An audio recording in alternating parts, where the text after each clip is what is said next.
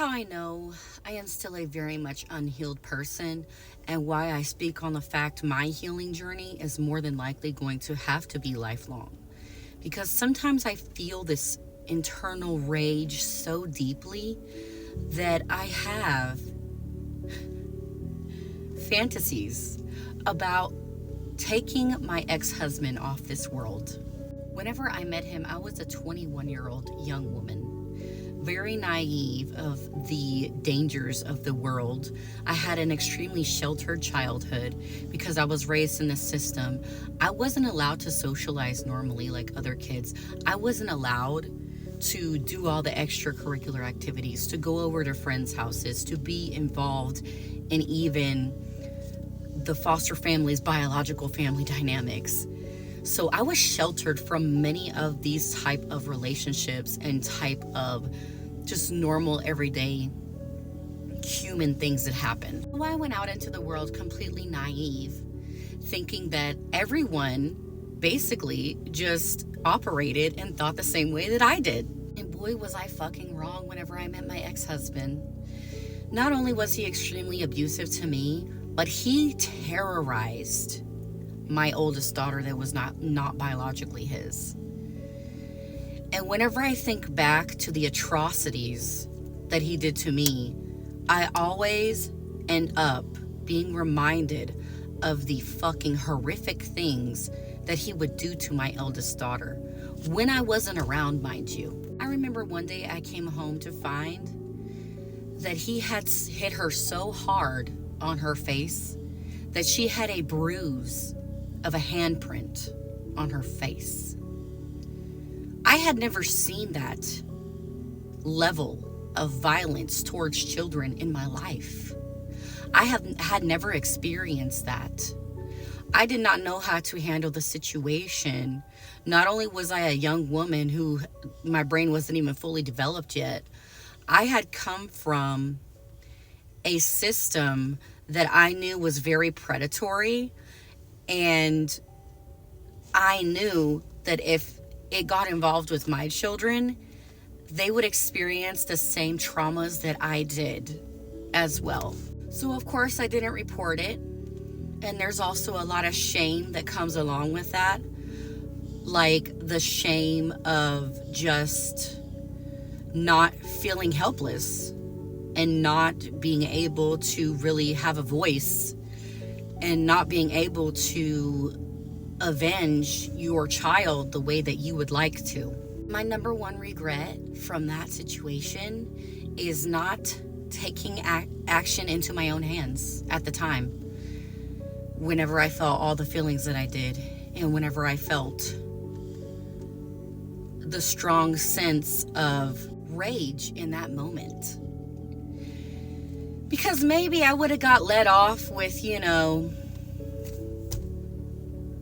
a lighter sentence, or the jury would have found that I was mentally distraught, and, it would have been a lower charge.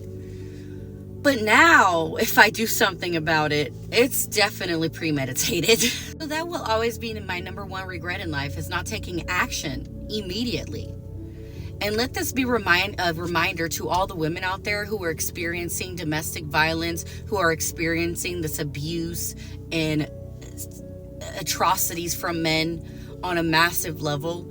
Act immediately, every time. Do not wait around to see if things will change. Do not wait around for an excuse to his behaviors. Just act. Because these emotions, whenever I remember everything that I went through with him, they always come back to me. It always comes rushing back to me, the rage that I felt, and then it multiplies because it just festers there.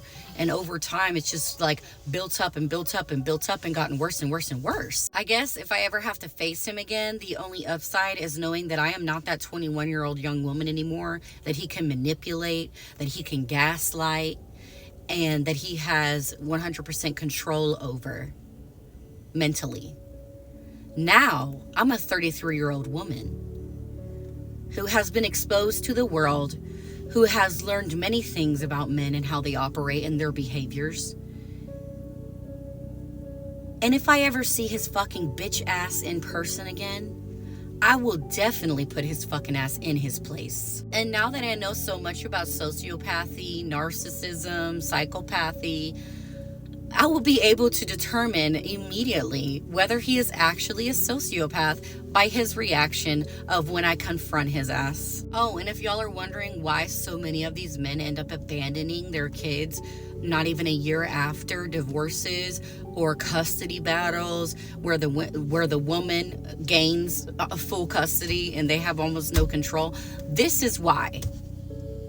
Because they know the more time that goes by, the older we get, the more aware and the more confident we get in telling our story and accepting and owning what we did and what happened to us and how it changed our lives and how it affected our children. They don't want to hear what we have to say. They don't want to be confronted about their fucking bullshit. Not only is there shame that comes with being involved in a DV situation as a woman, there's also shame due to the fact that I was a young mother, okay? And I did make many mistakes. I still do. I'm still working on my parenting because nobody fucking showed me how to do this. I've had to do this 100% on my own throughout my life. I've had to learn how to manage my emotions. I've had to learn how to heal from my own traumas. I've had to take on all of this shit as a mother 100% on my own.